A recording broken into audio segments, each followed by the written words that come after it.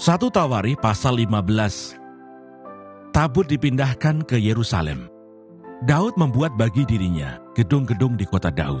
Lalu ia menyiapkan tempat bagi tabut Allah dan membentangkan kemah untuk itu.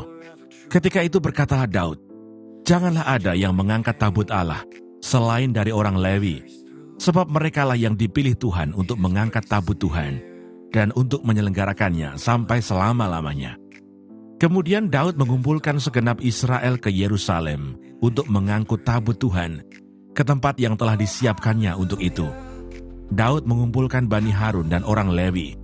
Dari Bani Kehat, Uriel, seorang pemimpin dan saudara-saudara sepuaknya, 120 orang.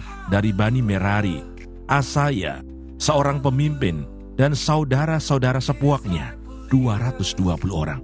Dari Bani Gerson, Yoel, seorang pemimpin dan saudara-saudara sepuaknya, 130 orang. Dari Bani Elsafan, Semaya, seorang pemimpin dan saudara-saudara sepuaknya, 200 orang. Dari Bani Hebron, Eliel, seorang pemimpin dan saudara-saudara sepuaknya, 80 orang. Dari Bani Usiel, Aminadab, seorang pemimpin dan saudara-saudara sepuaknya, 112 orang. Lalu Daud memanggil Sadok dan Abiatar, imam-imam itu, dan orang-orang Lewi, yakni Uriel, Asaya, Yoel, Semaya, Eliel, dan Aminadab, dan berkata kepada mereka, "Hai kamu ini, para kepala puak dari orang Lewi, kuduskanlah dirimu, kamu ini dan saudara-saudara sepuakmu, supaya kamu mengangkut tabut Tuhan Allah Israel ke tempat yang telah kusiapkan untuk itu. Sebab oleh karena pada pertama kali kamu tidak hadir, maka Tuhan Allah kita telah menyambar di tengah-tengah kita, sebab kita tidak meminta petunjuknya seperti seharusnya." Jadi para imam dan orang-orang Lewi menguduskan dirinya untuk mengangkut tabut Tuhan Allah Israel. Kemudian Bani Lewi mengangkat tabut Allah itu dengan gandar pengusung di atas bahu mereka, seperti yang diperintahkan Musa, sesuai dengan firman Tuhan. Daud memerintahkan para kepala orang Lewi itu supaya mereka menyuruh berdiri saudara-saudara sepuak mereka, yakni para penyanyi, dengan membawa alat-alat musik seperti gambus, kecapi, dan ceracap untuk memperdengarkan dengan nyaring lagu-lagu gembira. Maka orang Lewi itu menyuruh berdiri Heman bin Yoel dan dari saudara-saudara sepuaknya, Asaf bin Berechiah. Dari Bani Merari, saudara-saudara sepuak mereka, Etan bin Kusaya, dan bersama-sama mereka itu, saudara-saudara mereka dari tingkat kedua, Zakaria, Yaasiel, Semiramot, Yehiel, Uni, Eliab, Benaya, Maaseya, Matica, Elivele, Mikneya, dan Obed-Edom, serta Yeiel, para penunggu pintu gerbang. Para penyanyi, yakni Heman, Asaf, dan Etan, harus memperdengarkan lagu dengan ceracap tembaga.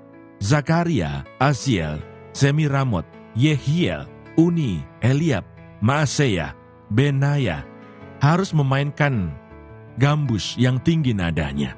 Sedang Matica, Elivele, Mikneya, Obed-Edom, Yeiel, dan Asazia harus memainkan kecapi yang 8 nada lebih rendah tingkatnya untuk mengiringi nyanyian.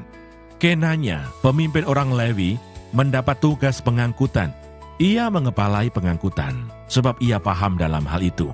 Berechiah dan Elkana adalah penunggu pintu pada tabut, dan Sebanya, Yosafat, Netaneel, Amasai, Zakaria, Benaya, dan Eliezer, yakni imam-imam itu, meniup nafiri di hadapan tabut Allah.